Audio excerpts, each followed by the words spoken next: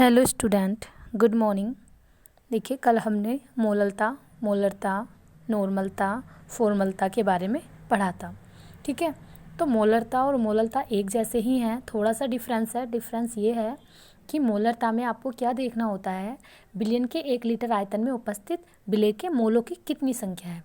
ठीक है, ये आपकी मोलरता होती है। और मोलरता का जो यूनिट है वो क्या होता है, मोल पर लीटर। सेम वैसे ही मोललता में क्या होता है, आपको सोलवेंट के 1 किलोग्राम में विलेय के मोलों की संख्या देखनी होती है। ठीक है, और एक बात और बता दूं कि अगर आपको कैपिटल M दिखाई देता है तो कैपिटल M4 होता है मोलेरिटी, मोलरता। ठीक है, और अगर स्मॉल m दिखाई देता है तो होता है मोलेलिटी। तो कन्फ्यूजन में नहीं रहना आप लोग। ठीक है, अब देखिए क्वेश्चन है 4.9 ग्राम H2SO4 को 250 ग्राम जल में घोला गया। आपको मोललता बतानी है, मोलेलिटी बतानी है। तो देखिए मोलेलिटी क्या है, विलेय के मोलों की संख्या। विलेय के मोल कैसे निकालेंगे, जो H2SO4 का भार गिवन है वो अपॉन अणु भार H2SO4 का कितना होता है 98 अपॉन विलायक इसमें 250 ग्राम है, और 250 ग्राम को आपको किस में चेंज करना पड़ेगा, किलोग्राम में। इस तरीके से होगा। अब इसे ओवरऑल आप एक साथ मतलब सही से लिख लो। सही से क्या लिखो, 4.9 अपॉन 98 इंटू 1000 अपॉन 250। अब ये दशमलव हटाएंगे तो यहाँ पर 0 आ जाएगा। ठीक है, तो ये आपका बन गया। इसे सोल्व कर लोगे तो आपकी मोललता आ जाएगी। आगे देखिए, अब है आपका विलेयता, सोल्यूबिलिटी। क्या होता है विलेयता, अगर आप विलायक की एक मात्रा ले लो, 100 ग्राम विलायक आपने ले लिया और तापमान आपको कांस्टेंट रखना है। एक निश्चित तापमान पर आपने जल लिया। ठीक है, आप 1 लीटर जल लो, 1 लीटर आपने जल ले लिया और निश्चित ताप पर। अब उसमें आप क्या कर रहे हो, नमक घोलते जाओ घोलते जाओ घोलते जाओ। एक टाइम ऐसा आएगा कि उसमें नमक घुलना बिल्कुल बंद हो जाएगा। आप देख सकते हो घर पे कर इस प्रैक्टिकल को आप घर पे आप देख सकते हो। आप जल लीजिए, एक गिलास ले लो, उसे मीज़र कर लो, आधा लीटर ले लो। ज़रूरी नहीं है आप 1 लीटर लो, ज़रूरी नहीं है आप 10 ml ले लो। ठीक है, 100 ग्राम ले लो। तो इस तरीके से आप जल लो, एक मात्रा लो जिससे आपको पता रहे कि आपने कितना जल लिया था। उसके बाद टेम्परेचर, रूम टेम्परेचर लो, उसमें आप घोलिए नमक। और नमक कैसा घोलना, आपको पहले ही क्या करना है, उसमें नमक घोलते रहना है पहले। ठीक है, आप घोलते रहेंगे घोलते रहेंगे घोलते रहेंगे। एक टाइम आएगा, एक पॉइंट आएगा कि जहाँ पे नमक घुलना बंद हो जाएगा, आप देखेंगे। फिर आप उसे घोलना बंद कर दीजिए। अब क्या करना है आपको, ये तो आपको पता चल गया कि आपने घोल दिया, उससे ज़्यादा उसमें घुल नहीं सकता, तो उतनी उस जल की विलेयता है। ठीक है, लेकिन अब आपको पता कैसे चलेगा कि वो कितना घुला है। अब क्या करेंगे, आप उसे हीट कीजिए। ठीक है, हीट करिए उसे पानी को, और जो पानी है वो तो वाष्प बन के उड़ जाएगा, लेकिन नमक तो उसमें रह जाएगा जो आपने डाला था। उस नमक को आप वेट कर लो, तो आपको पता चल जाएगा कि उसकी जो सोल्यूबिलिटी है, विलेयता है, या जो पावर है घोलने की नमक को, कितना नमक वो घोल सकता है। ठीक है, इस तरीके से बीएससी में भी होता है ये प्रैक्टिकल। विलेयता समझ में आ गई। ठीक है, उसके बाद है विलेयता को प्रभावित करने वाले कारक, कि कौन कौन से कारक हैं जो विलेयता पर इफेक्ट डालते हैं। सबसे पहला है टेम्परेचर। तो देखिए सिंपल सा है, अगर आप ठंडे जल में रूम टेम्परेचर पे जल में पानी डाल रहे नमक डाल रहे हो, वो घुलता रहेगा। एक पॉइंट आएगा कि वो घुलना बंद हो जाएगा, लेकिन उसके बाद आप उसे टेम्परेचर बढ़ा दो तो जो नहीं घुल रहा था और उससे अधिक मात्रा उसमें घुल जाएगी। ठीक है, तो ताप बढ़ाने पर सोल्यूबिलिटी क्या होती है, बढ़ती है। फिर है विलेय तथा विलायक की प्रकृति। अब देखिए विलायक की प्रकृति पर भी बहुत फर्क पड़ता है।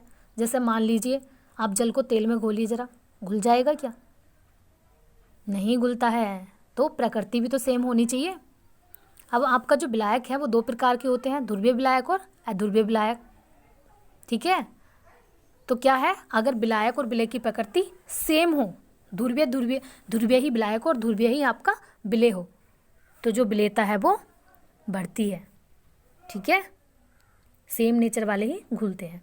फिर आपके कणों की प्रकृति। अब आप देखिए, मान लीजिए एक गिलास में आप पानी लीजिए, 2 गिलास में लीजिए, 1 गिलास में आप नमक डालिए, पिसा हुआ नमक, 1 गिलास में साबुत नमक डालिए, कौन सा जल्दी घुलेगा, पिसा हुआ। तो मतलब कहने का ये है कि जो कणों की प्रकृति है, जितना छोटे कण होंगे उतनी ही जल्दी घुलेंगे, शीघ्रता से घुलेंगे। ठीक है। उसके बाद है दाब का प्रभाव। तो देखिए ठोसों पर तो दाब का कोई प्रभाव पड़ता नहीं है, लेकिन क्या है, गैसों की विलेयता पर दाब का प्रभाव पड़ता है। ठीक है। हेनरी का नियम पढ़ेंगे, वो आपको बताएगा कि कैसे गैसों की विलेयता पर दाब का प्रभाव पड़ता है। ठोस और द्रव पर तो पड़ता नहीं है दाब का प्रभाव। ठीक है। लेकिन अगर बात करें गैस की, तो गैस का दाब बढ़ाओगे तो विलेयता बढ़ती है, क्योंकि जब गैस को किसी भी चीज़ में आपको स्टोर करना है या पानी में सॉल्यूशन बनाना है, तो गैस ऐसे तो हाथ लगेगी नहीं, तो उसे प्रेशराइज करना पड़ेगा। प्रेशराइज करके ही तो उसे लिक्विड फॉर्म में लाया जाता है गैस को। ठीक है। तो दाब बढ़ाने पर गैसों की विलेयता बढ़ती है। उसके बाद है आपका परासरण। इसे इंग्लिश में बोलते हैं ओस्मोसिस।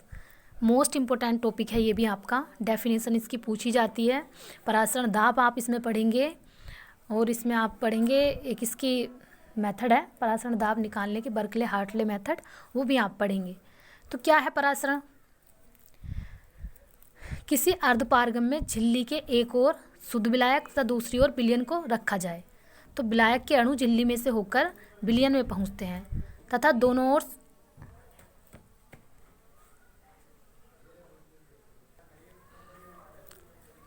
ठीक है। तो क्या है, अब मैं आपको बताती हूँ कैसे। देखिए इसे आप क्या कीजिए, आप इसे देख सकते हो घर पे भी अपने। करना क्या है आपको, आलू होता है सभी के घरों में। ठीक है। आलू को छीलिए, छीलने के बाद आलू के बीच में कैविटी बना लीजिए। ठीक है। इस तरीके से कर लीजिए, जैसे ये मान लीजिए आलू है, आलू आपने छील लिया, इसके बीच में क्या किया आपने, कैविटी बना ली। अब क्या करा, इसके अंदर आपने चीनी और पानी का मिश्रण रख दिया, इतना लेवल है, और इसे एक बर्तन में रखिए, और उस बर्तन में क्या होना चाहिए, बाहर जल होना चाहिए।